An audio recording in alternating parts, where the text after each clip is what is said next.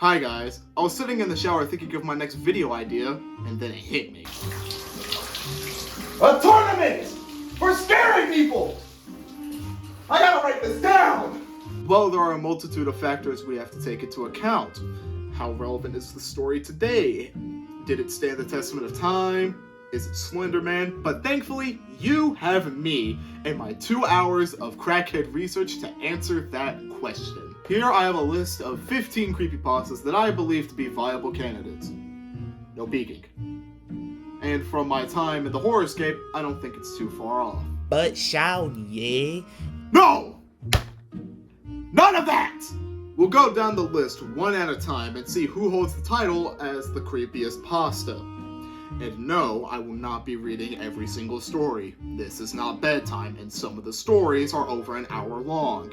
And no, I will not be taking fan art into account.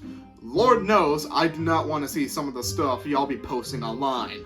Slender Man was released back in January of 2010. He is nothing short of the word death, that if a victim looks at him, they'll become entranced, drawn to him, and subsequently strangled by his shadowy tentacles. He is described to be a towering man whose skin is milky white, dressed in a formal tuxedo, and his most distinguishing feature, he has no face. Not only is Slender Man synonymous with creepypasta, he has a total of 2 movies. I mean, these movies aren't the greatest, but they're still movies, I guess. Slender Man is also widely represented through mainstream media, video games, the Enderman from Minecraft, and a homicide case. Needless to say, this guy's gonna be tough to beat. The Rake was released back in April of 2009. This creature chooses to stalk its prey before it attacks them. Those who are unlucky enough to see him will experience fear like they've never seen before in their entire life. Those who are even unluckier for the Rake to just not flat out kill them, the fear and guilt they experience from looking at this guy will be more than enough for them to take matters into their own hands. I can't tell if this thing is a failed lab experiment or a super fucked up god, but either way, it's creepy as hell. The Rake appears to be tall and thin, with reflective eyes and razor-sharp teeth and claws to boot. Despite its humanoid build, though, it prefers to walk around on all fours, probably to add to its demented nature. At first I thought the Rake had a few books, at best, but it turns out it has a whole movie made about it back in 2018. Also, this son of a bitch ends up on every single popular YouTube thumbnail if it relates to horror. So at the very least, tens of millions of people have seen this guy stalking a YouTuber from the shadows. Jeff the Killer was released back in August of 2012, and this guy's story has been rebooted all the way to hell and back. So I'll just give you the summary that most stories stick to. A kid named Jeff moves into a new town. He starts going to school, gets bullied, is invited to a party when he's at his lowest. Bullies either bleach his skin white or burn him. Jeff kills the bullies, the end. If the bullies bleach his skin white, he goes and cuts off his eyelids and lips with the apparatus he used to kill the bullies. Regardless of the circumstances, Jeff the Killer is paper white, has black hair, and is of course without eyelids or lips.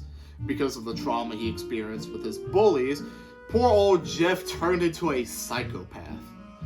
And there was an old conspiracy theory even that originated from this creepypasta, if you didn't already know.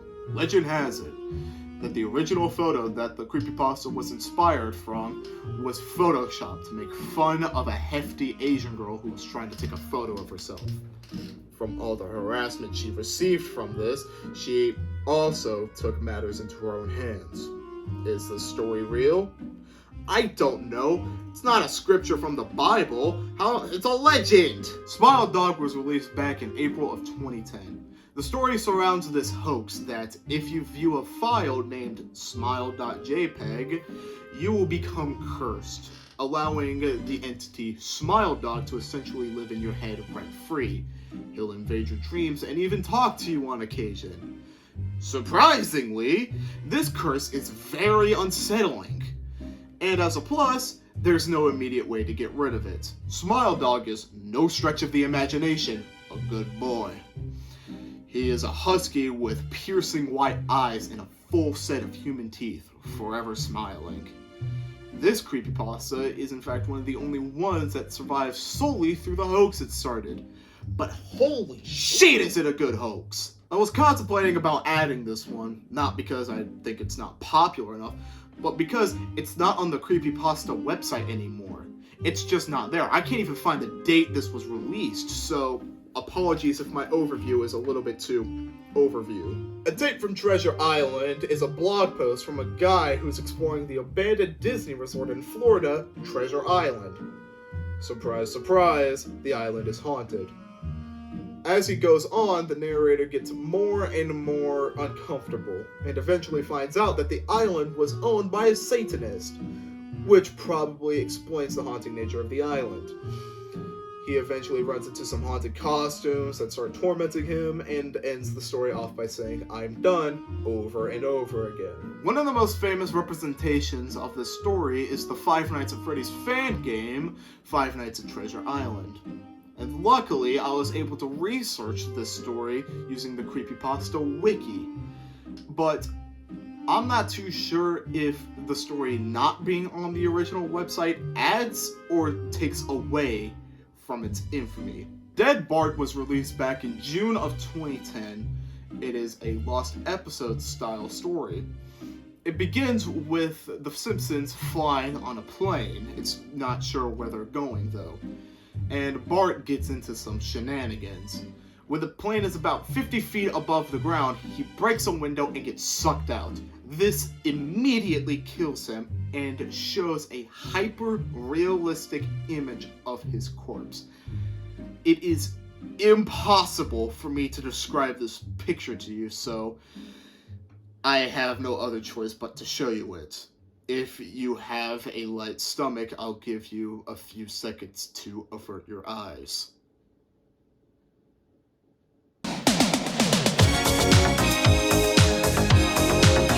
The act ends with the Simpsons crying over Bart's body. Act 2 begins with the Simpsons family crying at the dinner table. This goes on the entire act while animations start to glitch out. Act 3 follows the family to a graveyard to visit Bart's grave, which is just his body laying in front of the tombstone. This is when shit gets real. Animations, audio, all of that starts to fail until the video is a mash of pixels and sounds. The last legible thing we can see is a view of the graveyard, where every single tombstone is labeled with the guest stars, every single guest star on The Simpsons, with their birth date and their death date, even if they have yet to come. The last episode relates to a theory about The Simpsons, that the whole series is meant to represent life, and how death can change it so quickly.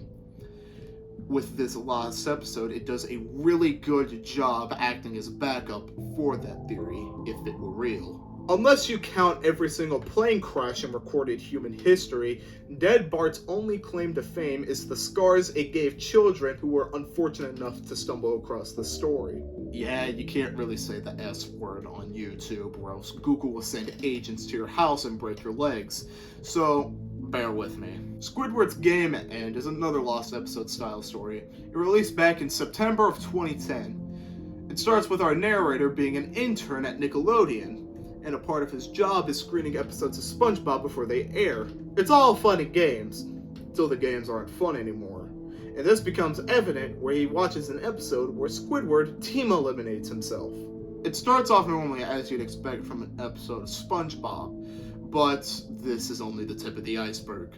Squidward is practicing for a concert, and eventually he goes and performs at that concert. When he finishes, everyone in Bikini Bottom boos him. Even SpongeBob.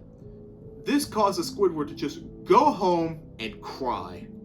While he's doing this, there are flashes of images depicting dead kids with their eyeballs hanging out and their entrails just strewn across a desolate street. Oh yeah, graphic warning, by the way. This continues on for a while until Squidward just stops and stares at the camera. His eyes are bloodshot, giving us that famous image we all know and love. But out of nowhere, a deep voice tells him to do it, in which old Squiddy responds by pulling out a shotgun and 988s himself. This story is similar to Dead Bart in the way that its fame comes from the original story and scars. Ben Drowned released back in September of 2010. The story follows a series of blog posts in which a guy finds an old copy of Majora's Mask for the Nintendo 64 at a garage sale. Despite the criminal price tag, he picks it up and buys it anyway. Little does he know that this copy is haunted! Oh my god! Apparently, a kid named Ben who loved Majora's Mask drowned and now haunts his old copy. From the horrors witnessed in this playthrough, the narrator goes mad. This story took off with the Nintendo fan base, and rightfully so. It's a pretty good story. But it can only be considered second to one other story in the Nintendo fan base. Lavender Town Syndrome was released back in April of 2011. The story talks about how Pokemon Red and Green's Lavender Town zone was different than what it is today. Apparently, children between the ages of 7 and 12, when they first got to Lavender Town, they would get ill. While some just got sick, others, well, you know, a lot of these stories involve so much of the S word that I'm running out of euphemisms. This was because the original tone had high frequencies of noise that only affected more sensitive ears, and since the most popular ages for people playing this game were between 7 and 12, it only affected that demographic. This was changed in later copies, and the originals were either recalled, destroyed, or forgotten. Like I said, this is the only Nintendo pasta that could rival Ben Drowned, and with good reason. The tone is so iconic, even Helen Keller could recognize it. Herobrine was released in October of 2010. The story follows the narrator playing on a single-player world of Minecraft. He specifically played with the graphics turned way down low because his computer wasn't all that good. This caused the world to generate thick fog around his character at all times. This was removed in later updates. But he quickly noticed something weird about the world generation. 2x2 tunnels would be carved into mountains and in caves. Giant pyramids of sand would generate in oceans, and forests of trees just being generated without leaves. And also, on occasion, he would spot another default skin without a name tag, but it didn't have pupils. But this occurrence pales into comparison on how just scary 2x2 tunnels are. The backstory for this story is that the game's creator, Notch, had a little brother who died under mysterious circumstances. Now he haunts the very code of the game. This is the most popular hoax for the most popular game in the whole world. This could contest Slenderman if it had its own murder case. Sonic.exe was released back in September of 2013. The story follows a narrator who finds a plain disc with the word written on it in black Sharpie, Sonic.exe. Now the narrator is a huge Sonic fan, so he ignores his friend when he tells him to destroy the disc. The rest is crap I said like 5 times now. He gets the disc is haunted, disturbing content is showed to him, he goes crazy. Now, despite this story showing some cliche themes, even for its time, it still tops the charts for all Sega-related creepypastas. I mean, just take a look at this list. It says it all! Eyeless Jack was released back in February of 2012. It follows the narrator moving in with his brother, but shit starts to hit the fan when he goes to sleep. Around 1 in the morning, the narrator hears rustling outside of his window. He passes it off as a raccoon, but this would be a grave mistake. He wakes up that morning with a large, long gash across his cheek, just out of nowhere. So naturally, he seeks medical attention. The narrator is informed that on top of the gash, one of his kidneys was stolen and sewn back up. This rightfully spooks our protagonist, but as courageous as a lion, he returns back to his brother's house and goes to sleep for the night. But this time, he's lucky enough to see eyeless Jack leering over him. He dresses like he's one step ahead of all edgy teenagers. He wears an all-black hoodie, a pale blue mask, and obviously, he has no eyes. But his sockets do secrete this black liquid that I personally believe to be liquid tar. Jackie Boy lunges at the narrator, but he escapes just in time. He flees into a nearby forest, but trips and gets knocked out. He awakes in the same hospital again and is informed that he is okay, but his brother is not. His brother is dead. Dead as hell. This causes the narrator to move out since he a broke bitch. While he's moving his stuff out, he finds his brother's corpse. And right behind it lay the uneaten half of a kidney. His kidney! Oh my god! Unfortunately, this story falls into the archetype of not having any major movies, books, or court cases. Ted the Caver was the first ever creepypasta, releasing back in March of 2001. The story is based on actual caving experiences, spelunking accidents, photos, and myths. The story is structured like a blog, as the narrator states his findings through an uncharted cave. Hell, the cave even has caveman paintings in it. But unfortunately for him, his friend, and his dog, the cave is also inhabited by a band of troglodytes. This chases the cavers out, and eventually, the friend jumps the metaphorical ship. But the narrator, he is undeterred. In his last blog post, he states how he's going to march back to that cave, find everything, and regale the rest when he gets back. Well, shit. Not only is this the first creepypasta ever, it also has a movie titled Living Dark.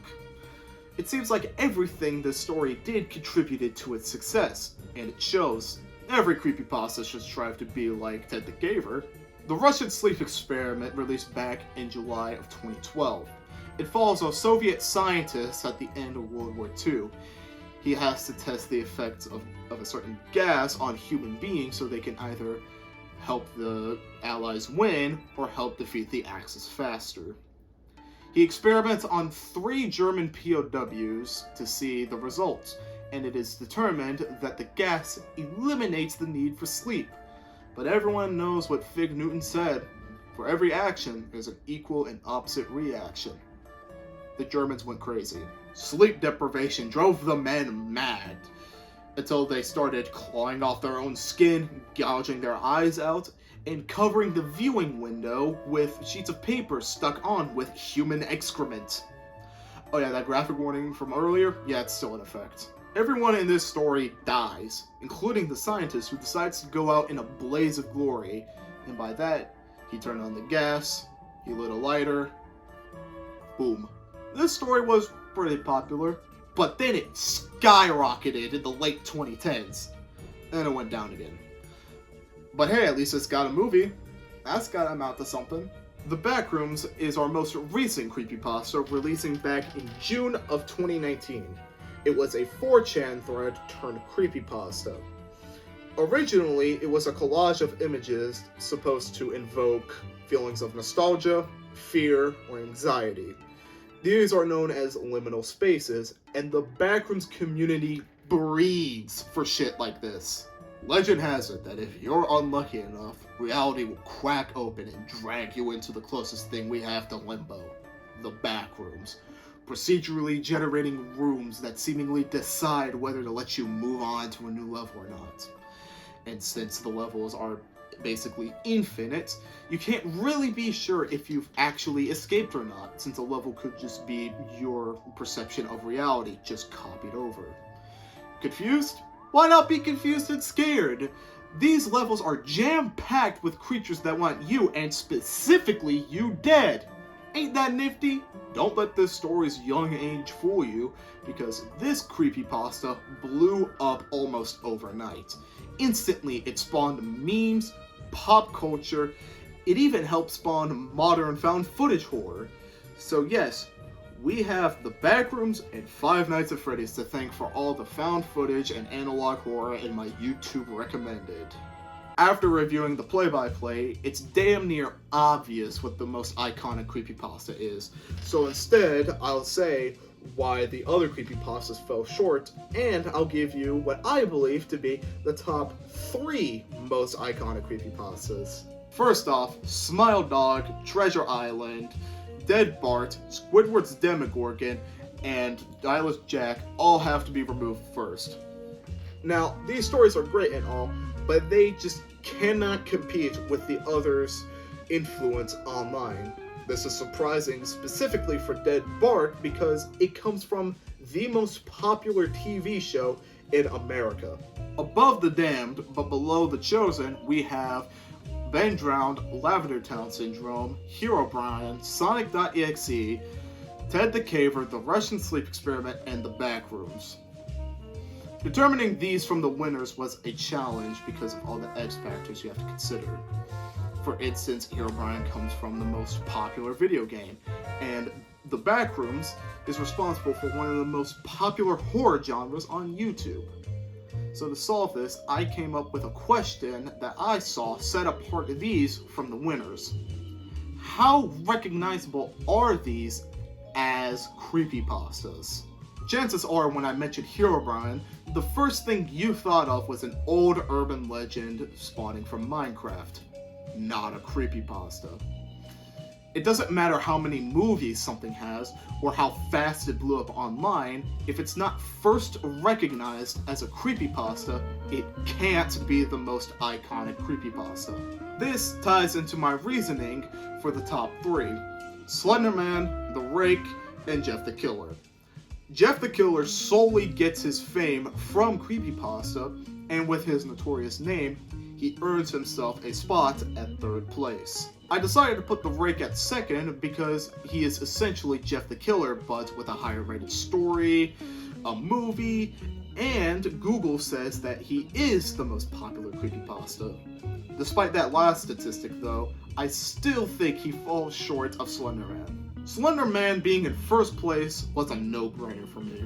For God's sake, Hollywood actors would kill for a resume like that. He has multiple games, he has multiple movies with varying degrees of success, and he even has a murder case.